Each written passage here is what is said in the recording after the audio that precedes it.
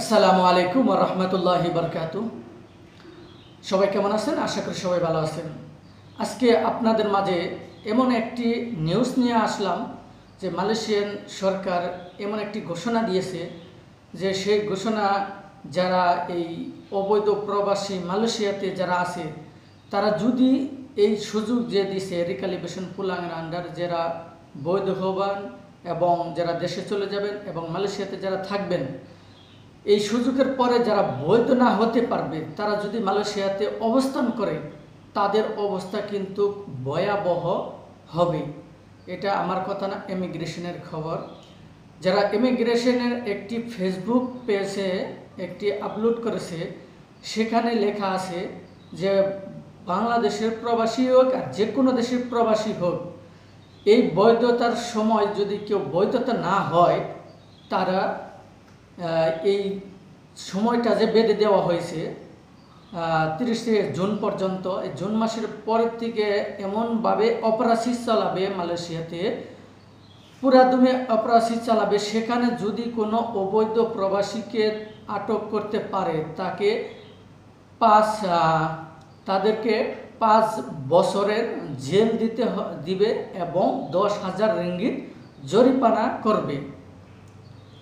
আমি আরেকবার বলছি, যারা এই জুন মাসের পরের থেকে কোনো প্রবাসীকে যদি পায় যে অবৈধ প্রবাসী, সে কোনো বৈধতা হওয়ার জন্য চেষ্টা করে নাই এবং কোনো বৈধতার জন্য কোনো আবেদন করে নাই, সে মালয়েশিয়াতে অনেক দিন যাবৎ আছে, এরকম থাকলে তাদেরকে যদি আটক করতে পারে মালয়েশিয়ান পুলিশ, ইমিগ্রেশন পুলিশ, তাদেরকে 10,000 রিঙ্গিত জরিমানা করাবে এবং 4 থেকে 5 বছর জেল দেওয়া হবে।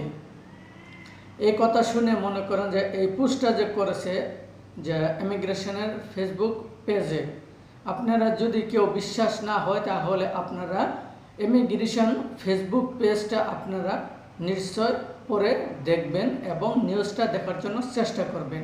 যাই হোক, আমি বেশি কথা বাড়াতে চাই না।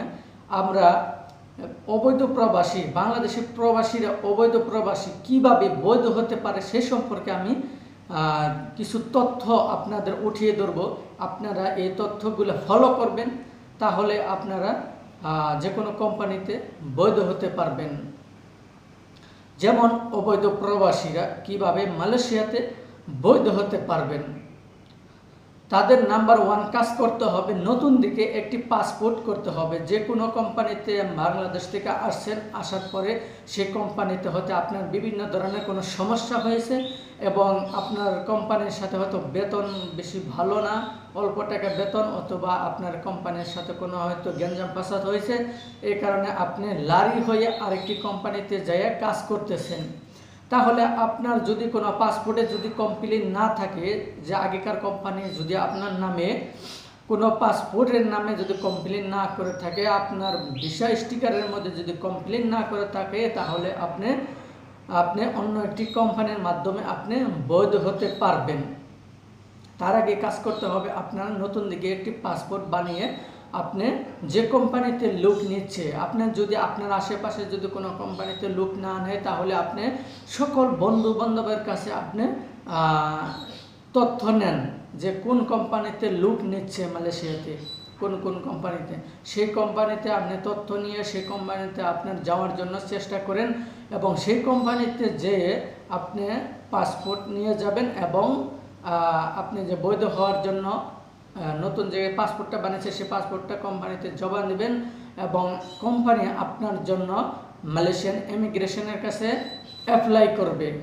মনে করেন যে 5 জন 6 জন 10 জন 15 জন যে কয়জন হয়, তারা সেই কোম্পানি ইমিগ্রেশনের কাছে অ্যাপ্লাই করবে, আমার কোম্পানিতে এতজন ওয়ার্কারের দরকার। ইমিগ্রেশন সেটা চিন্তা ভাবনা করে দেখার পর সেটা অ্যাকসেপ্ট করবে এবং সেই কোম্পানির নামে সব কিছু যাচাই বাছাই করবে যে এই কোম্পানি থেকে 15 জন ওয়ার্কার খাটাতে পারবে কিনা, সেটাও ইমিগ্রেশন থেকে তদন্ত করবে কোম্পানির কাছে। কোম্পানির কাছে যাও, তদন্ত করার পরে দেখে যে কোম্পানিতে আসলে লোক ওয়ার্কারের দরকার আছে, ওয়ার্কার খাটাতে পারবে সেই কোম্পানিতে, তাহলে সেই কোম্পানি সেই কোম্পানি যতজন ওয়ার্কারের জন্য আবেদন করছে সে আবেদনগুলিকে অ্যাপ্রুভাল করে দিবে। তারপর আপনাকে ডাকা হবে, যেদিন আপনাকে কিছু ধাপে ধাপে কিছু প্রশ্ন আছে, যেমন কিছু ধাপে ধাপে একটা সেক্টর আছে যে উপর দিয়া ইমিগ্রেশনের সেক্টর, যেগুলো নিয়মকানুন, আর নিজে যারা কোম্পানির যেন নিয়মকানুন, এগুলো সব কিছু ডিটেলস দেওয়া আছে। এটা ইমিগ্রেশনের একান্ত ব্যাপার। ইমিগ্রেশনে সব কিছু চেক করবে, দেখার পর ওখান থেকে আপনাকে ভিসা দেওয়ার স্টিকার দিবে এবং আপনার ফিঙ্গারপ্রিন্টের জন্য ডাকবে। সেখানে যদি আপনার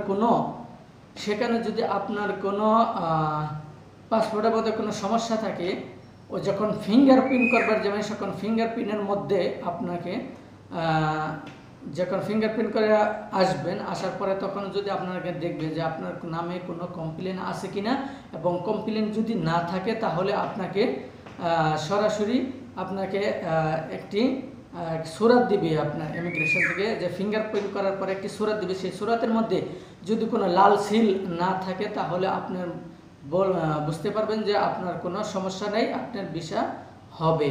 যদি লাল সিল থাকে তাহলে তাদেরকে ভিসা দেওয়া হবে না। যারা বৈধ অবৈধ বৈধ হতে পারবেন এইভাবে। আর যারা অবৈধ প্রবাসী, তারা যদি দেশে চলে যেতে চান একইবারে, যদি আপনার কোনো পাসপোর্ট থাকে, পাসপোর্টের মেয়াদ থাকে, এবং ভিসা যদি না থাকে, ভিসা নাই, পাসপোর্ট আছে, পাসপোর্টের মেয়াদ আছে, তাহলে আপনি সরাসরি মালয়েশিয়ান ইমিগ্রেশনে অনলাইনে অ্যাপয়েন্টমেন্ট নেবেন। অ্যাপয়েন্টমেন্ট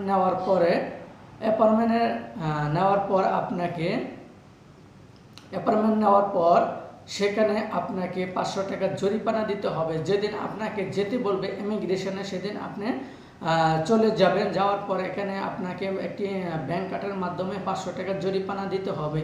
সেই জরিমানা কিন্তু ব্যাংক কার্ডের মাধ্যমে দিতে হবে, হ্যান্ড ক্যাশ টাকা তারা গ্রহণ করবে না মালয়েশিয়ান ইমিগ্রেশন। তাহলে আপনারা ব্যাংক কার্ডের টাকা নিয়ে যাবেন এবং সেখানে 500 টাকা জরিমানা দেওয়ার পর সেখানে আপনাকে একটি সুরাত দিবে, যে সেই সুরাতটা নিয়ে আপনি কিন্তু দেশে যাবেন। যে সুরাত দিবে সেই সুরাতের মধ্যে লেখা থাকবে যে অনলি যেদিন থেকে অ্যাপয়েন্টমেন্ট নেবেন আর যেদিন দেশে যাবেন সেদিন থেকে মনে করেন যে অ্যাপয়েন্টমেন্টের ডেট কিন্তু 14 দিন থাকে। 14 দিনের ভিতরে আপনার টিকিটও কিন্তু ওই 14 দিন থাকতে হবে। হয়তো 2-1 দিন কম থাকলে সমস্যা নেই, কিন্তু 14 দিনের বেশি থাকলে এটা কিন্তু আবার রিটার্ন করবে যে আপনারা অ্যাপয়েন্টমেন্ট নিয়ে আসেন এই বলবে। কিন্তু 14 দিনের বেশি জানি না হয় টিকিটের মেয়াদ